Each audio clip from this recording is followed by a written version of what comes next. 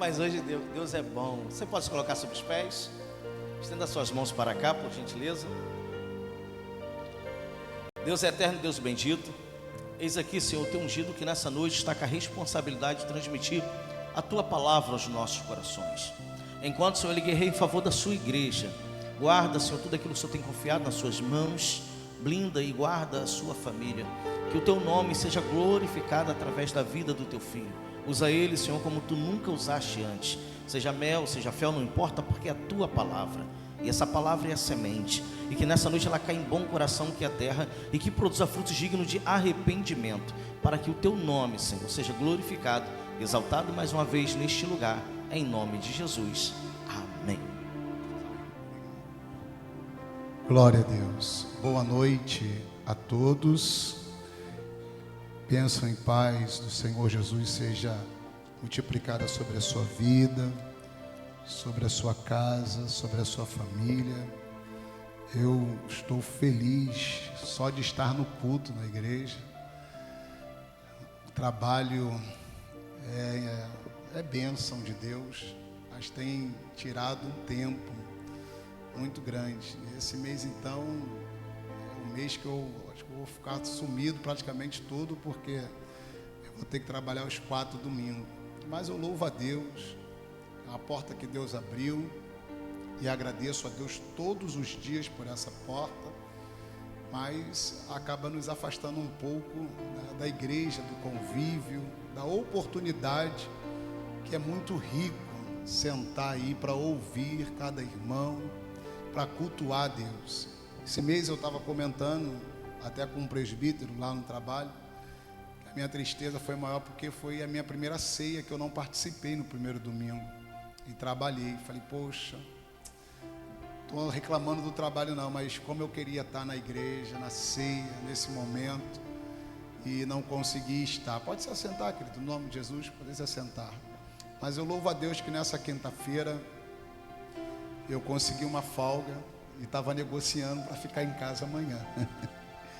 Aí liguei para o meu chefe, falei assim, como eu trabalhei os feriados todos, né, eu tenho algumas folgas.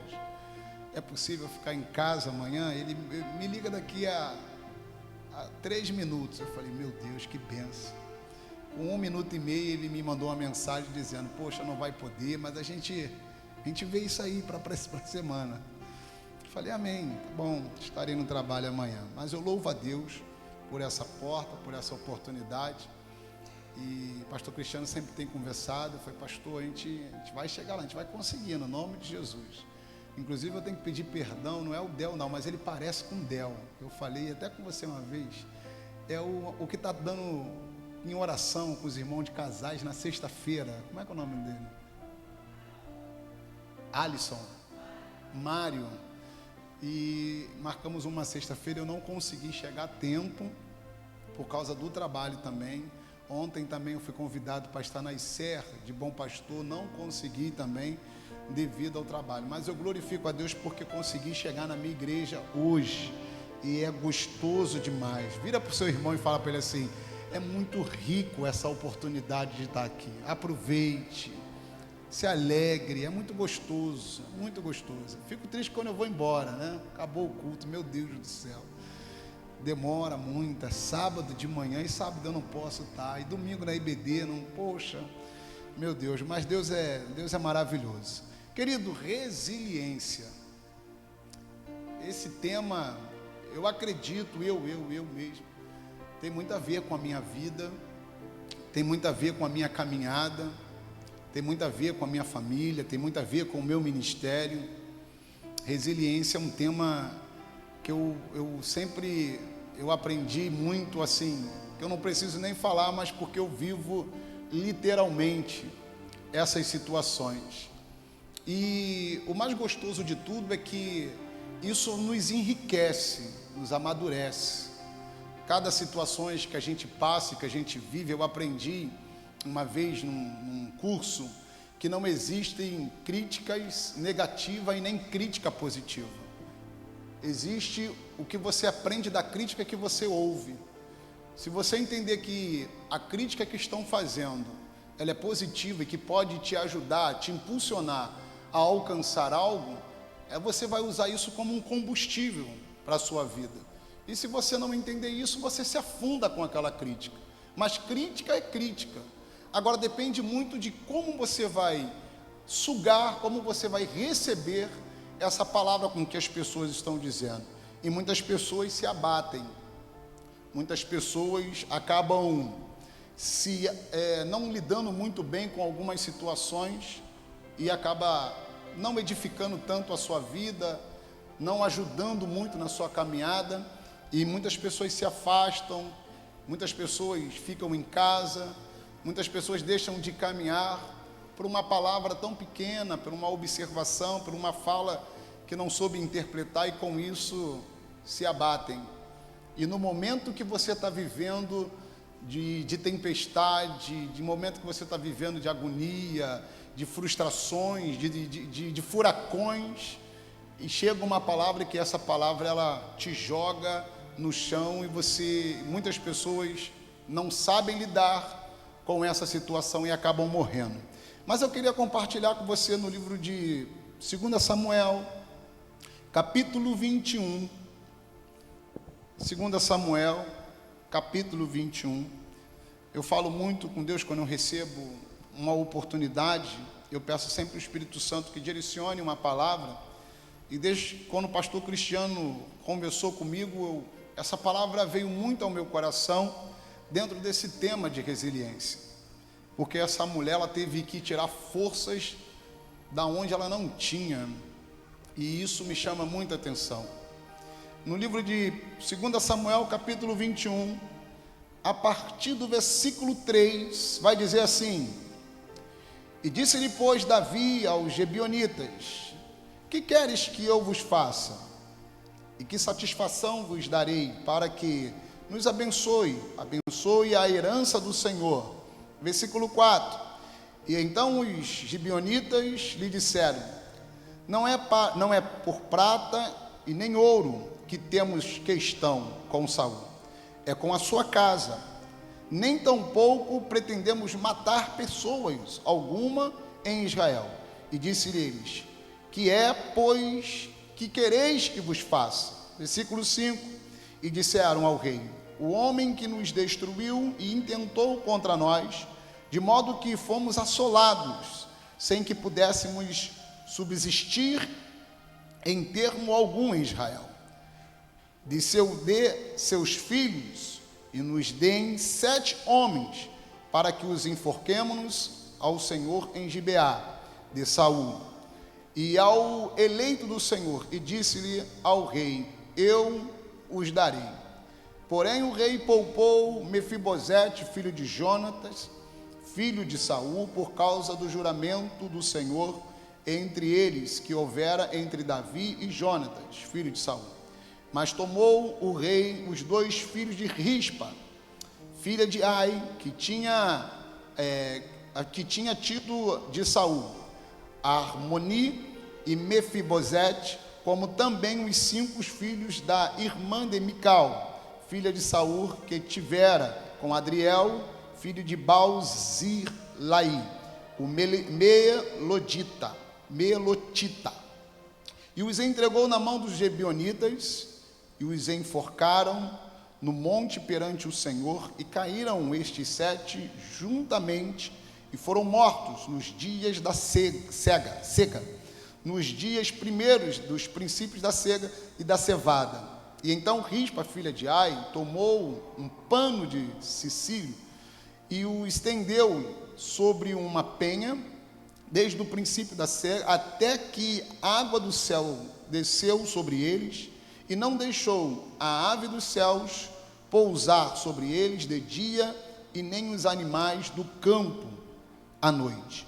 E foi contado a Davi o que fizera Rispa, filha de Ai, e concubina de Saul. Querido, essa história é uma história que quando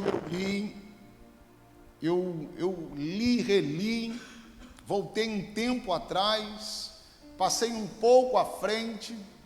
A história é que Saul se levantou contra os Gebionitas e dissipou a história, a participação, o histórico deles em Israel, sem qualquer autorização do Senhor para isso. E a história tomou o seu rumo, o seu caminho. Só que agora Davi reina, é temido por seus adversários. Chega um momento histórico da vida de Davi que ninguém quer guerra com ele. E Davi agora também está um pouco velho, cansado. Mas chegou uma fome em Israel. E aquela fome Davi não entendia, porque pairava sobre aquela fome sobre a cidade, sobre Israel. E ele vai falar com Deus. E ele sente no coração de que precisava se retratar com os gibeonitas. E o Senhor se agradou disso. E agora Davi procura os gibeonitas e conversa com ele, como vimos aqui. E eles falam: não queremos guerra, queremos paz. O que precisamos fazer para que seja retratado o que Saul fez com vocês? E eles vão dizer para Davi, não queremos guerra também. Não queremos matar ninguém, assolar ninguém. Só precisamos que você nos dê 7 filhos de Saul, para que possamos matá-los, e com isso vai selar uma paz entre nós. Eu fico imaginando o coração de Davi, que era tão fiel a Saul e sua casa, o quanto seria pesado para ele pegar ali os filhos e entregar assim para que pudessem morrer, para selar uma aliança de paz. Mas o Senhor havia se agradado dessa proposta. O Senhor havia sido favorável a essa questão. E agora Davi, ele pega os filhos. Nós vimos que ele guarda Mefibosete, filho de Jonatas, e ele entrega aos gibeonitas, que matam os 7 homens e deixam os corpos ali. Imagina agora o inimigo pegar um filho seu, matar o seu filho, enforcar o seu filho, e você não poder fazer nada. Você não pode reclamar, você não pode questionar, você não pode brigar, não pode fazer nada. Simplesmente aceitar a situação. E aí, ela está vendo os seus filhos sendo enforcados, e eu aprendo uma coisa muito importante com isso. Primeiro, as nossas atitudes, sejam elas certas ou elas, principalmente as atitudes erradas, elas sempre vão refletir em alguém. Elas sempre vão recair sobre alguém. Não podemos tomar atitudes sem pensar nas consequências. Porque talvez você vai ser bem-aventurado se não colher as consequências, mas seus filhos podem colher por você. A sua casa pode colher por você. Alguém pode sofrer por causa de um erro seu. Alguém pode sofrer por causa de um ato não pensado seu. Saul não pensou de maneira alguma o que aquilo poderia recatar na história. Seguiu a sua vida e morreu em batalha, praticamente se suicidando. E agora, depois de muitos anos, a sua casa, os seus filhos vão colher a consequência de um ato impensado do rei Saul.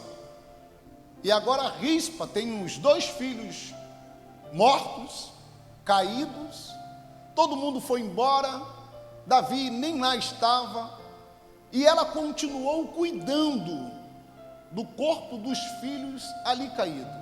Ela estende um pano para que os corpos não pudessem molhar, para que o sol não pudesse queimar. E o mais interessante é que a Bíblia vai dizer que ela protege os 2 corpos mortos dos filhos das aves que se alimentavam, para que não pudesse, e das feras do campo. Ela está arriscando a vida dela o corpo de seus filhos. Não há mais vida ali. De toda forma, o corpo ele vai se desfigurar.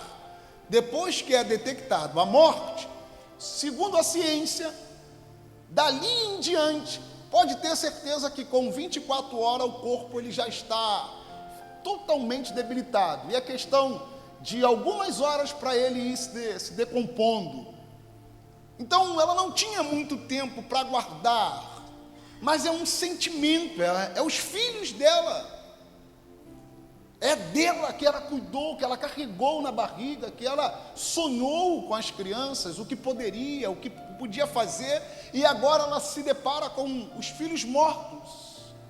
E aqui eu vou abrir uma conjecturação com você, uma linha de pensamento, e por que essa palavra me traz como um tema de resiliência? Porque eu acredito que essa mulher, ela poderia ter sido, de uma certa forma, como é que eu posso dizer, me fugiu a palavra, mas como alguém que pudesse zoar, zombar dela, dizendo, sai daí, não tem mais nada, é só o corpo, você vai ficar aí protegendo esses corpos até quando? Mas mesmo assim ela resistiu em ficar cuidando do corpo dos filhos. Aí me retrata a memória, por quê? Porque a gente em vida, a gente não cuida nem da gente mesmo, né? Temos dificuldade de cuidar da gente mesmo. A gente tem dificuldade de se relacionar com pessoas. Pessoas que estão brigadas dentro de casa com o filho, que abandonam o filho. Na televisão hoje, infelizmente assisti uma reportagem de um policial que entrou numa clínica. Ele matou a mulher, que é algo praticamente no Brasil se tornou normal isso. Mas o inormal é ele atirar na própria filha, de 10 anos.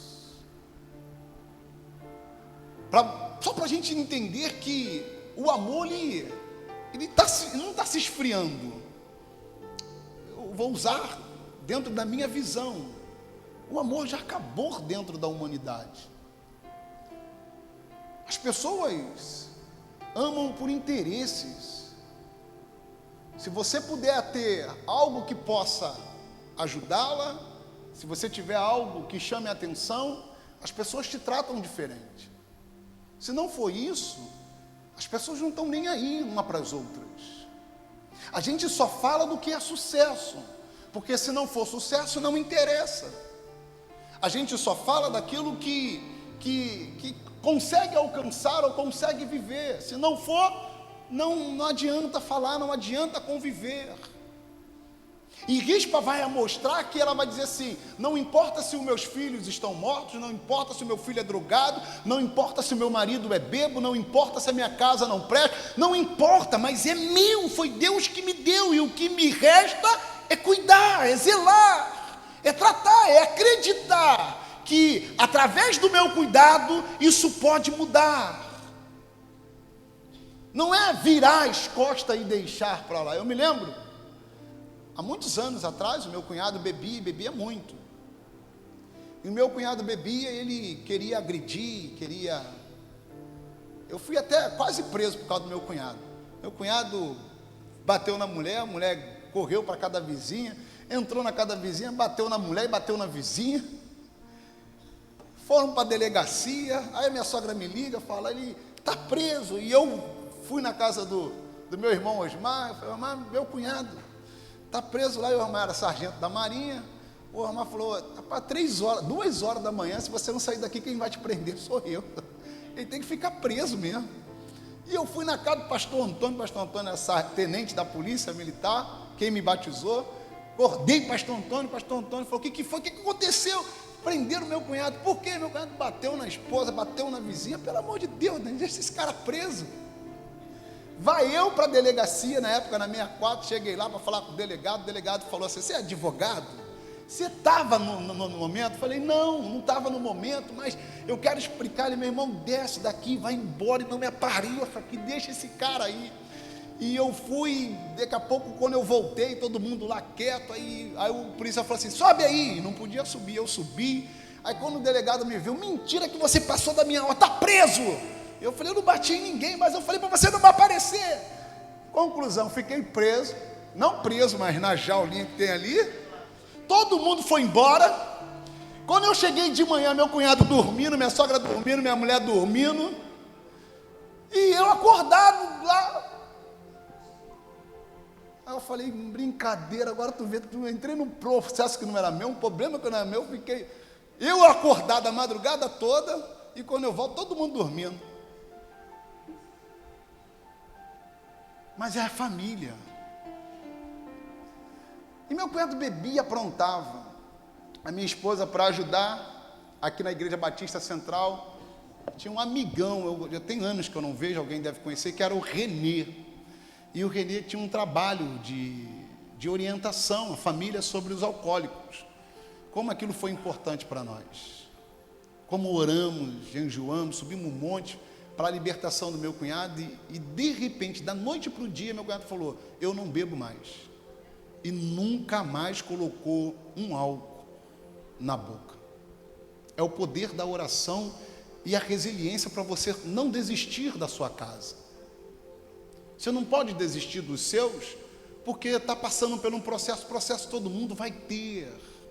Processo todo mundo vai passar. Não tem essa de que a outra é mais bonita. É problema do mesmo jeito que o outro tem um carro. É problema do mesmo. Processo todo mundo passa. Quando a gente tem filhos, os filhos têm as suas fases. Eu comecei a quebrar a cabeça. Eu nunca pensei em quebrar a cabeça com a minha filha.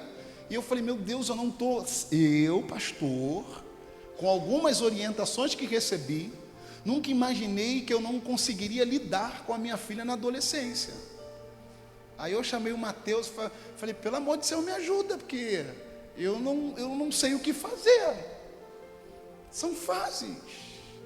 O que eu não posso é desistir dela. O que eu não posso é abandonar ela. O que eu não posso é virar as costas e falar, se vira, não. Eu tenho que proteger, eu tenho que estar querendo ou não. Certo ou errado, eu tenho que estar ali do lado. Porque você lutar pela tua casa, você lutar pela tua família, você guardar aos seus, é o que Rispa fez e ninguém entendia nada. Até que a notícia chega a Davi. Davi, desde o dia do acontecido, Rispa está lá. Fazendo o quê? Cuidando dos corpos.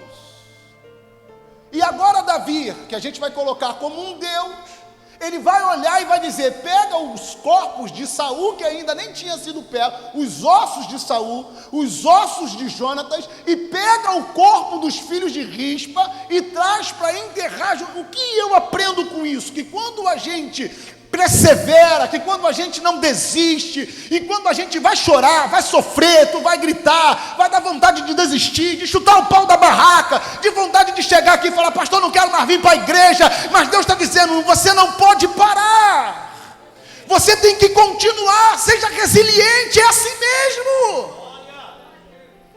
Eu não te chamei aqui para viver um mar de flores, não. No mundo tereis, e você vai ter muita, negão. Ô negona, desculpa falar. Vai ter muita, não é pouca não. E quando você acabar de resolver uma, se prepare, porque tem outra. E eu não vou te desanimar. E é assim até a volta de Cristo. Mas ele vai dizendo, cada batalha que você for tendo, ainda que você perca algumas batalhas, você está amadurecendo do outro lado e se tornando mais forte ainda. Porque o segredo não é vencer uma batalha ou perder uma batalha. O segredo é ser resiliente e continuar de pé, mesmo chorando, mesmo sofrendo, mesmo caído, mesmo sem vontade de orar. Mas eu estou aqui. Quer ir na igreja? Não quero, mas eu estou aqui. Seja resiliente, não pare, não desista. Eu anotei aqui uma coisa muito interessante, que eu fui buscando em alguns livros. A palavra resiliente, segundo a física, ela vai dizer, a resiliência é frequentemente usada em física para descrever a capacidade de um material de voltar à sua forma original após ser deformado. Aí isso me lembra Jeremias capítulo 18. Você pode ser quebrado, você pode ser humilhado, pisoteado, as pessoas podem falar, pode rir de você, você pode perder a sua forma, mas quando nós entramos aqui, Cada louvor, cada palavra, cada oportunidade, cada oração é um momento que Deus vai nos construindo e dizendo: ei, eu estou te formando de novo. Ainda que você seja que, ei, eu vou te formar de novo. Mas pastor, eu estou desanimado, não tem problema, aqui é o lugar que Deus vai te formar de novo. O segredo é o quê? É não desistir. E que dá vontade? Dá. Mas o segredo é não. Vire para a pessoa que está do seu lado e fala para assim: o segredo é não desistir. Fala assim: eu sei que às vezes dá vontade de parar. Fala. Se bobear, tu nem orou hoje. Fala. Se bobear, tu nem orou hoje. É assim mesmo, não tem jeito. Mas Ele nos chamou para vencer as circunstâncias. Ele nos chamou para vencer as circunstâncias. Uma outra coisa legal, e isso aqui foi até um professor que eu anotei bem lá, e eu lembrei, peguei no caderno. A origem da palavra resiliência vem do latim, de resilir, que significa saltar para trás.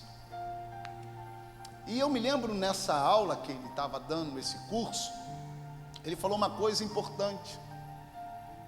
Que a resiliência, às vezes, ela funciona como uma catapulta, não é isso o nome? Que às vezes você vai dar um passo, alguns passos atrás, para que você possa ser impulsionado ao lugar mais longe. Como isso funciona? É os momentos que dá vontade de recuar, é o momento que dá vontade de não vir. Se até Elias foi para uma caverna, eu e você não vamos. É claro e evidente que a gente vai passar por situações que vai fazer com que a gente retroceda em alguns momentos. Mas cabe dentro de nós deixar que o Espírito Santo de Deus nos orienta dizendo assim: você não está retrocedendo para a derrota, mas você está retrocedendo como uma estratégia para ser impulsionado pelo Espírito Santo a algo mais longe, a algo mais profundo, a algo muito mais visionário do que você está tendo agora. Aconteceu um fato engraçado comigo no trabalho, no meu trabalho. Eles estão me acompanhando nas redes sociais agora, algumas pessoas lá. Graças a Deus não está filmando, eu acho. Tá? Tá não. Tá? Ai meu Deus. Então, esquece meu trabalho. Tem um trabalho aí e tem um diretor que ele gosta de falar, chamar todo mundo lá, desculpa a expressão, mas ele chama algumas pessoas, já comentei sobre isso aqui, de merda, né? Chama assim. Eu falei: olha, no dia que me chamar vai ter problema, que eu não aceito isso.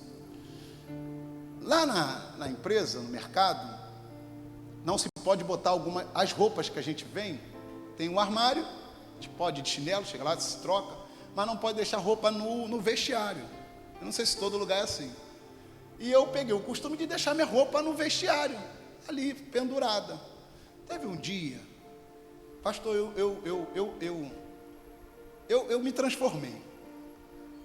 Pegaram as nossas roupas no vestiário e colocaram no lixo, dentro do bolso, num saco, e colocaram no lixo. Irmãos, eu me desfigurei como pessoa. E eu saí da sala onde eu estava, fazendo a contagem, falando pelos corredores e para todo mundo: o lixo é quem colocou minha roupa lá ou deu ordem, que eu vou falar.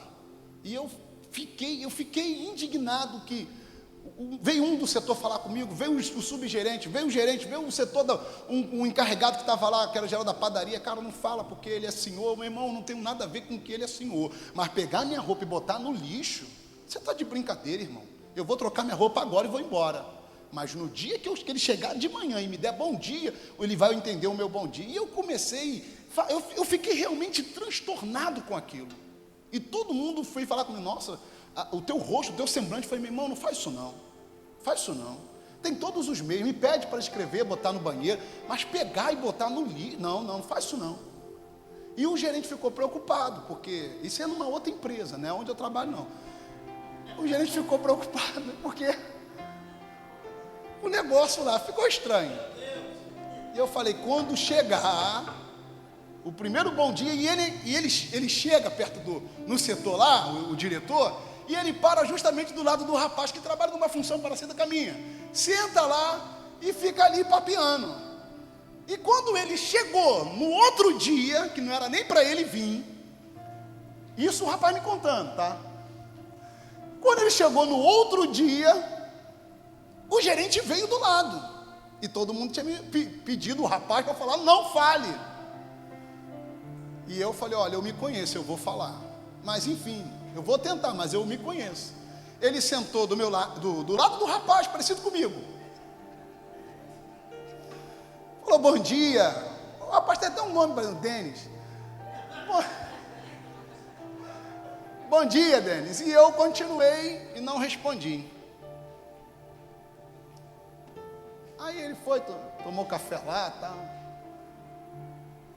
Aí falou assim, deixa eu ver se você está barbudo. Barba não pode, eu estava alguns dias, no outro dia atrás eu estava com a barba. Ele falou, deixa eu ver o seu rosto. E o rapaz está olhando para o computador. Aí a pessoa chega na frente do lado e vira. Quando vira, falou assim, eu lhe dei bom dia, você nem me respondeu. Eu falei, deixa eu falar uma coisa para você. Primeiro, que eu não gostei da ideia de pegar, não a minha roupa, o rapaz falando, a roupa e botar no lixo. Isso é ridículo. Que empresa é essa que nos joga para um funcionário? Que trata o funcionário dessa forma? A gente chega aqui 4 horas da manhã, sai daqui quase 10 horas da noite, para ir pegar. Falei, rapaz, eu vou te dizer, é o rapaz falando, eu estou aqui que eu não sei como, porque a vontade era de pedir demissão e meter um processo. Aí ele falou assim, mas você está nervoso? Eu falei, nervoso eu estava ontem, hoje eu estou calmo. Porque se o senhor tivesse aqui, o senhor ouviu umas boas. Agora, vê se tem cabimento. O senhor chega num setor do seu trabalho para pegar, deixar a roupa lá e... Ele, mas rapaz, mas eu não mandei fazer nada disso. Alguém fez no seu nome. Alguém usou o seu nome para fazer isso. Porque foi feito. Não foi feito isso não. Não foi feito, seu Paulo. Eu falei, irmão. Aí o rapaz falou com o gerente da loja que tinha dado a ordem usando o nome do diretor. Aí ele fez assim, deixa eu explicar. Não tem explicação, irmão. Eu falei, não tem explicação. Só que todo mundo pensou o quê? Ele vai ser mandado embora. E passou-se mais tarde, e todo mundo ficou naquela apreensão de vão mandar o Denis para o RH. E ficou nessa apreensão, ficou, até que um dia ele chegou para mim e falou assim, eu admiro um pouco a tua atitude. Você chegou falando tal, até um pouco áspero comigo, não teve medo de mandar embora não? Eu falei assim, eu tenho medo da minha família passar fome. Trabalho não falta para ninguém. Trabalho tem muito por aí. E eu não vou ficar aqui me rebaixando a isso por causa de um salário mínimo, não. Não chama eu de merda e nunca mais tenham essa atitude de bota a roupa de quem quiser, mas a minha no lixo, não faz isso não. Não faz mesmo. Eu não me submeto a isso por causa de um trabalho. Se alguém aqui se submete, o problema é deles, mas eu não. A minha atitude trouxe algumas inovações, algumas complicações também. Mas a gente não pode se ficar aonde as pessoas querem nos pôr. Porque você não foi chamado para ser cauda. Você não foi chamado para ser marionete dos outros. Você não foi chamado para ficar chorando no chão porque a sua vida está um caos ou vivendo situações que parece que não vão acabar. Deus não te chamou para isso. Ele falou primeiro que você foi chamado para ser cabeça. No mundo tereis aflição, vamos ter, mas ele está dizendo assim, quando ele diz eu venci o mundo, ele está dizendo todo aquele que está em mim tem o mesmo poder e a mesma autoridade de se impor para vencer o mundo e os seus obstáculos também. É só a gente se revestir daquilo que os céus nos deu. Pode chorar o choro pode durar ele não fala que é para durar uma semana, meu irmão. Não é para ficar negócio de coitadinho. Não, nada disso. A Bíblia fala que Moisés promete uma terra a Caleb, e Caleb tinha 40 anos, se não me falha a memória. Passa a história, passa o tempo.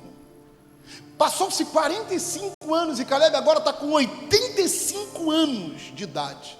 Josué chama Caleb e fala assim: eu bem me lembro da promessa que Moisés fez a você da terra. A terra é sua, pode possuir a terra.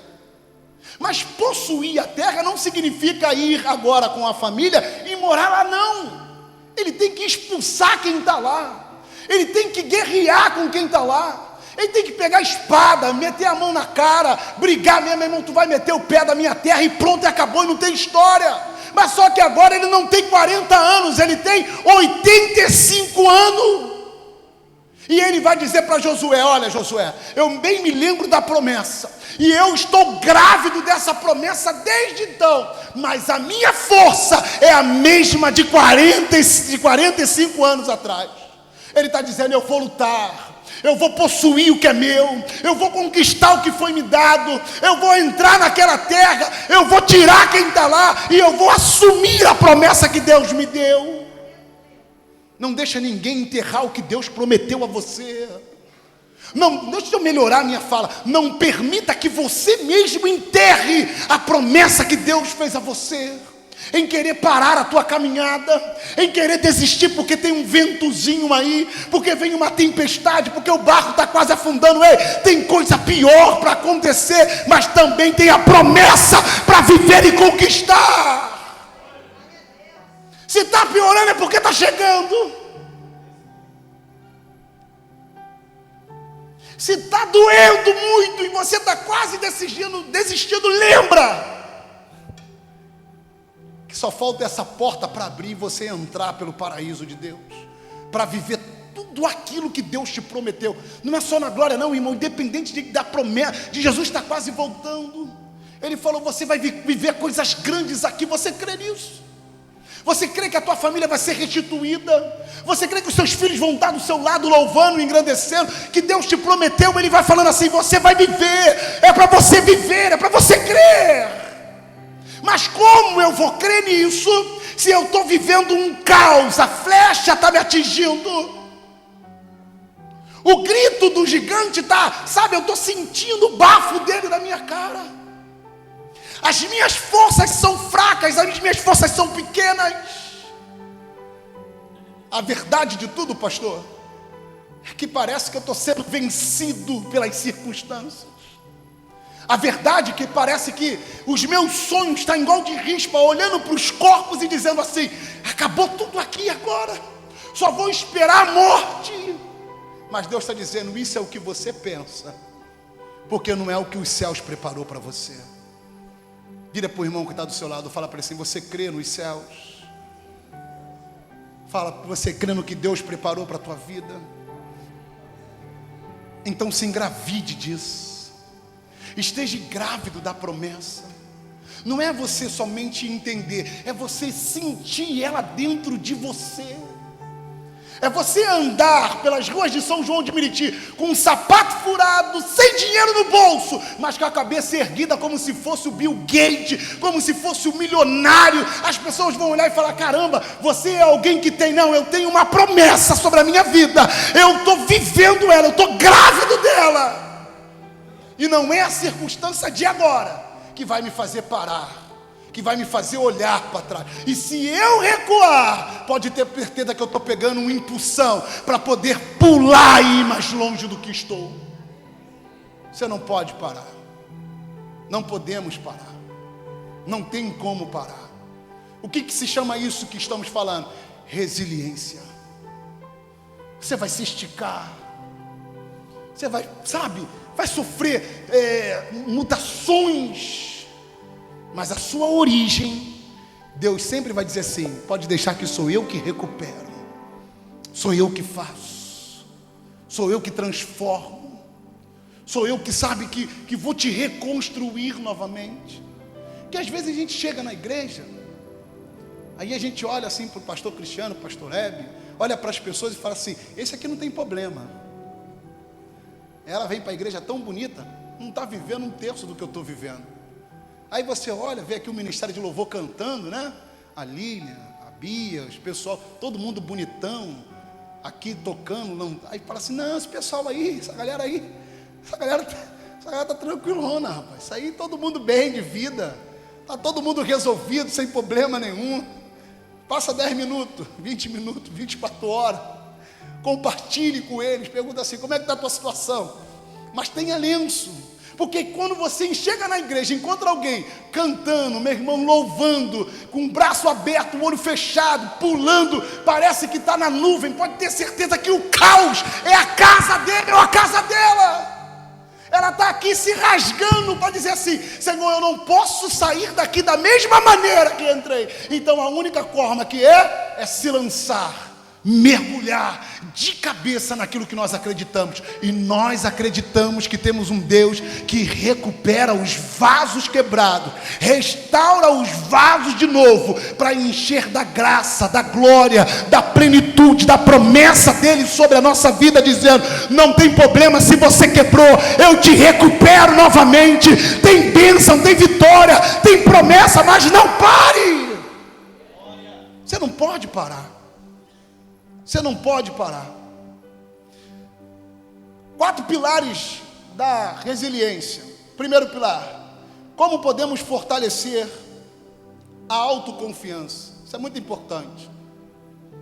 Na resiliência existem 4 pilares importantes para você levantar, erguer a tua cabeça e falar, olha, estou saindo dessa parada. O chão não é o meu lugar. A derrota não é o que eu quero. Não é isso que eu quero. Aí ele fala, como podemos fortalecer a nossa autoconfiança? Em primeiro lugar, sai de perto de pessoas que botam você para baixo.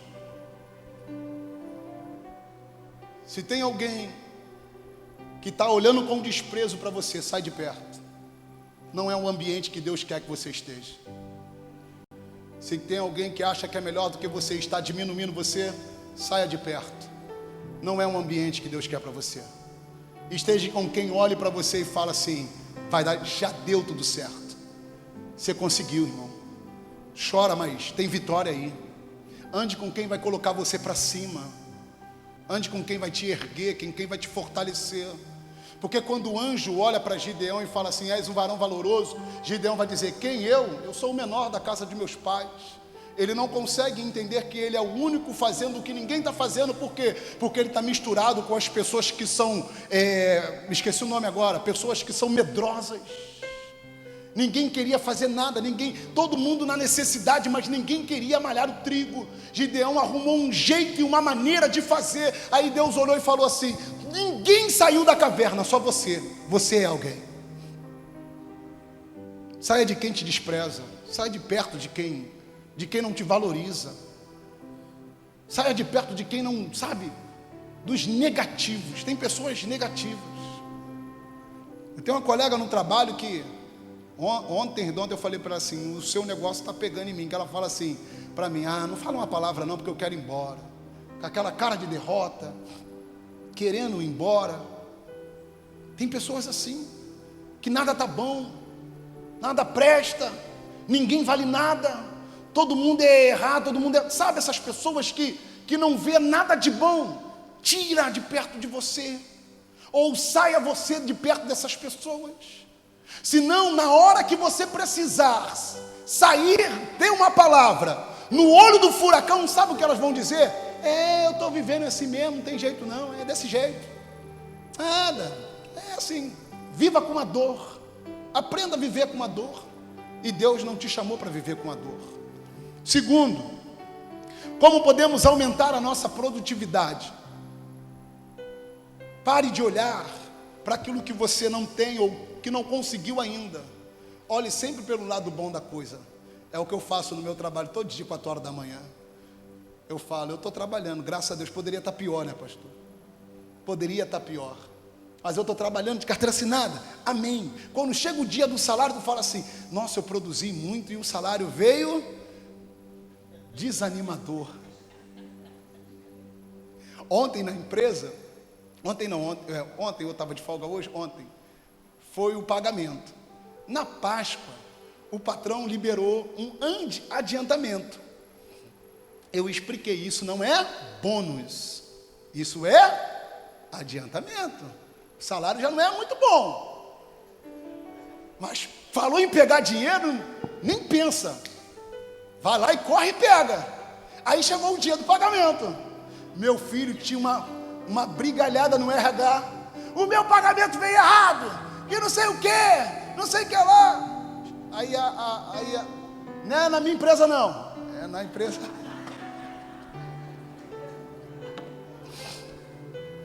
Chama o menino da folha lá, até um menino parecido comigo, o nome lá. Quem assinou a folha? Aí vai. Você assinou? Assinou. Pegou? Pegou. Mas vem aí, tá certo. Eu expliquei que não era bônus. Falei, negão, não vai nessa não, que eles estão dando um golpe. Não é a minha empresa não. Por quê? Se está dando um adiantamento, você pega o dinheiro, você compra onde você quiser, né? Não, mas essa empresa lá, que não é minha, prendeu os funcionários ali. Você só podia gastar? Falei, irmão, isso é golpe. Cai nisso não pega esse negócio não. Não, vou pegar, tá dando. Adiantamento, não é bônus. Aí uma brigalhada no RH, porque o pagamento veio errado. Gente, o menino me contou isso, tá? As pessoas não pensam, querem se aproveitar, achando que estão ganhando, mas na verdade você não está ganhando se você não pensar. Analise antes, não é sair fazendo ou querer, não. Tem situações que o diabo dá, tem porta que o diabo abre, tem pessoas que o diabo traz. Por quê? Para você não conseguir viver o que os céus preparou para você viver. E você entra por qualquer porta, porque não, Deus abriu. Eu ia falar, eu estou quase pensando que essa porta, mas foi Deus, pastor, foi Deus. Eu testemunhei no altar, foi Deus. Eu estou sumido, irmão, foi Deus. Mas é importante você entender que aonde você chegar, o que Deus abre vai ser bênção. Tanto vai ser bênção lá, quanto vai ser bênção aqui. O importante é você entender que, mesmo que o fluxo aconteça para ir te abençoando aos pouquinhos, o mais importante não é a quantidade de peixe que você pega, o mais importante é quem te deu o peixe. Se Deus abriu a porta, o mais importante do que a porta é Ele. Então não se submeta a situações, porque você lembra que você é alguém que Deus escolheu para estar naquele lugar. Aí eu falo, sabe o quê? Não é o lugar que é melhor do que você. É você que chegou no lugar, para que o lugar seja bênção, porque Deus te enviou ali. Então seja firme. Deixa eu correr aqui, que eu me perdi com o negócio da empresa desse rapaz. E eu estou falando e preocupado com esse rapaz. Eles me seguem. Não, eles seguem esse rapaz. Viram alguns vídeos, falou, aqui eu vi um vídeo teu. Falei, mas para que você viu esse vídeo? Com que interesse você foi nas redes sociais? E todo mundo lá, quando eu fui ver, mas enfim, amém. Esse rapaz da empresa. 3, como podemos fortalecer os relacionamentos interpessoais? Isso aqui é muito importante para o seu momento de resiliência. Esteja do lado de quem tem a mesma visão que você. Esteja do lado de quem fala a sua própria língua. Esteja do lado de pessoas que vão entender o processo que você está vivendo. Esteja do lado de pessoas que não vão pegar as suas falhas e erros e usar contra você no momento mais vulnerável que você estiver. Esteja do lado de pessoas de fé. 4, e aqui eu termino. Como podemos adaptar o aprendizado de cada batalha que nós vivemos. O mais lindo da história de Rispa é que a perseverança dela, a resiliência dela, traz o favor do rei para a vida dela. Um dia ela está em meio a 2 corpos, lutando contra tudo e contra as feras do campo, mas no outro dia chega o favor do rei. e agora rispa vai para o palácio. O que eu aprendo com isso? Talvez estamos chorando hoje, talvez estamos quase parando hoje, mas o rei, ele nos vê e sabe da nossa situação, e ele está dizendo: fique tranquilo, eu vou trazer você para o palácio. A sua resiliência, a sua obediência, a sua paciência fez com que o rei olhasse para nós. Reclamar? Não reclame muito, glorifique mais, porque isso vai fazer com que a benevolência do rei se estabeleça sobre a sua vida como uma graça. Nós não merecemos, mas o rei achou que eu fui do agrado dele, e agora Rispa chega no palácio como uma mulher amargurada, sofrida, mas está sendo acolhida pelo rei. Talvez as pessoas que riram dela, talvez as pessoas que debocharam dela, continuaram vivendo uma mesma vida, mas Rispa não. Eu perdi os meus 2 filhos, mas hoje eu vivo debaixo da benevolência do rei. Entenda isso. Não desista da sua casa e da sua família. Procure estar num ambiente que seja edificante e agradável para você. Procure ter na tua vida pessoas que edificam a tua fé, não pessoas que tragam lepra para a sua vida. Levante a sua cabeça em meio às situações. Quando você achar que não dá mais, lembre-se de que tem um Deus no céu dizendo para você: pode ter certeza que dá sim. Você está grávido da promessa que eu fiz, sinta ela dentro de você. Não é somente crer, mas é sentir a promessa do Espírito Santo dentro de nós. E quando nós sentimos isso, não importa o que estamos vivendo agora, porque o nosso amanhã, ele é milagroso e esperançoso para nós. Se coloque sobre seus pés no nome de Jesus.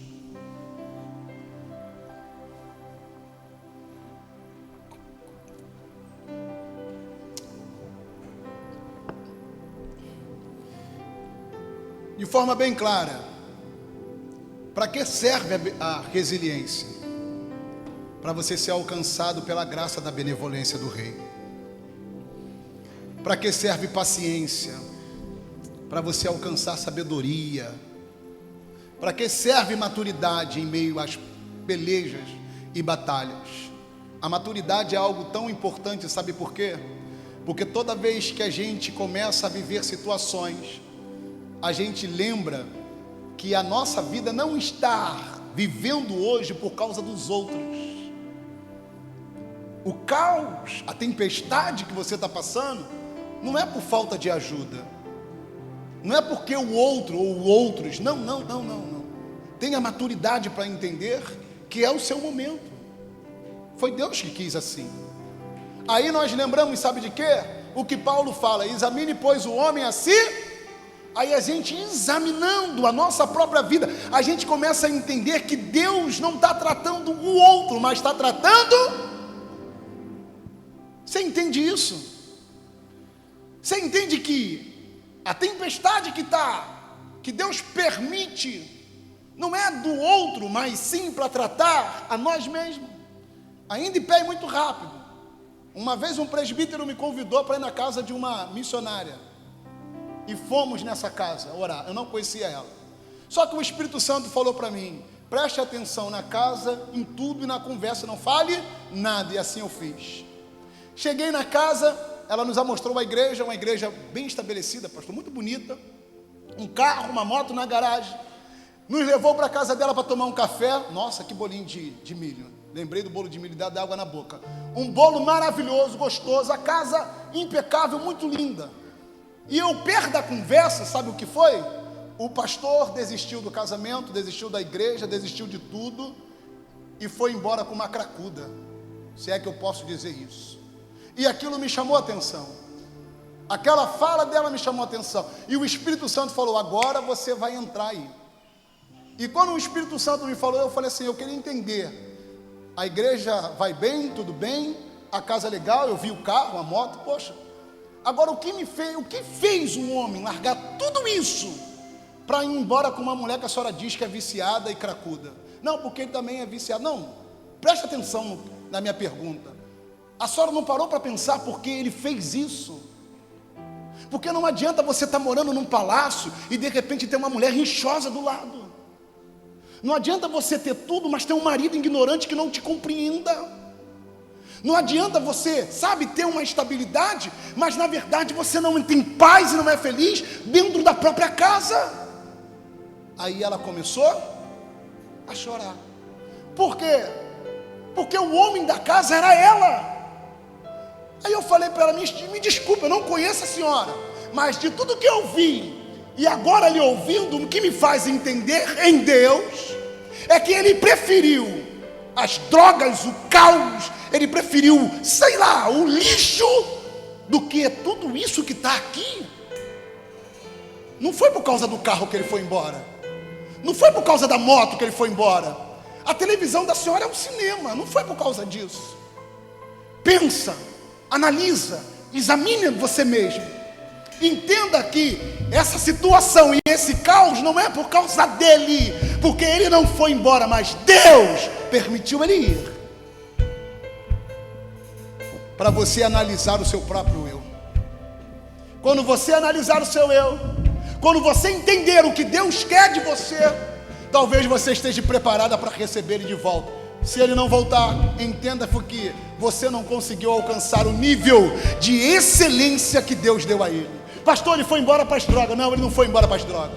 Ele foi viver outras experiências, enquanto o Espírito Santo de Deus vai tratar com você dentro da tua casa. Porque não é porque você é crente que os outros são endemoniados. Não é porque você fala em língua ou sapateia que os outros é que tem um demônio. Não, me desculpe falar. Às vezes nós somos mais endemoniados do que um próprio cachaceiro que nos afronta. Porque a gente quer usar a verdade para poder curar os outros, mas não permite que a verdade nos cure. E a gente usa isso para autodefesa. E Deus está falando, ei, tenha maturidade, entenda. Se você não entender, você não vai conseguir ter resiliência na sua caminhada para viver e conseguir suportar a tempestade. Se essa palavra tocou no teu coração, feche os seus olhos no nome de Jesus. Me permita orar por você, e eu vou dizer para você com toda sinceridade, eu também vou participar dessa oração, mas me permita orar por você. Se você quiser sair do seu lugar e vir no altar de Deus, eu acho que é o momento ideal para dizer para Ele, Senhor, eu recebo com carinho as orientações dos céus sobre a minha vida. Mas se você entender que o Espírito Santo de Deus não conseguiu, ou que eu não consegui, e que essa palavra não serviu para edificar a sua vida, pode continuar no seu lugar, mas feche os seus olhos e vamos orar. Pai, eu quero glorificar e exaltar o teu nome e te pedir, Espírito Santo, que a tua palavra nos cure, que a tua palavra nos liberte do nosso próprio eu, da nossa própria vontade, dos nossos vícios, das nossas mentes. E por isso te pedimos, Espírito Santo, que carecemos da tua ajuda, porque se o Senhor não for conosco, não vamos conseguir alcançar a promessa, não vamos conseguir chegar do outro lado, não vamos conseguir ter êxito nas nossas batalhas, porque precisamos entender, Pai, que precisamos ser tratados, curados diante do teu altar. Pai, se a tua palavra hoje, ela veio de uma forma diferente em nossa alma, é porque precisamos de ti. Eu venho diante do teu altar dizendo, meu Espírito Santo, eu preciso da tua ajuda, eu preciso da tua força, eu preciso que o Senhor me ensine a ser forte, a ser corajoso, a ser resiliente em meio às batalhas que tenho vivido. Eu preciso, Senhor, eu preciso da tua ajuda, Espírito Santo, porque a vontade é de parar, a vontade é de recuar, a vontade é de levantar a bandeira branca e dizer, chega, mas nessa noite a tua palavra nos impulsiona a continuar, a prosseguir, a não parar, por entendermos que o Senhor tem algo grande para nós. Senhor, muito obrigado. Muito obrigado, Deus. Muito obrigado, Deus. Muito obrigado, Deus. Muito obrigado, Pai. Muito obrigado por essa noite. Muito obrigado por este culto. Muito obrigado, Deus. Porque a tua presença nos cura. A tua presença nos fortalece. A tua presença faz sentir que estamos grávidos da tua promessa e que ela vive dentro de nós. Muito obrigado, Senhor. Muito obrigado, Deus. Muito obrigado. Se você tem motivo para agradecer, levante as tuas mãos e agradeça a Ele. Se você tem motivo para glorificar, levante as suas mãos e glorifique a Ele. Se você tem motivo, agradeça, adore, exalte, glorifique, fale para Ele: Senhor, muito obrigado, muito obrigado. Seja forte,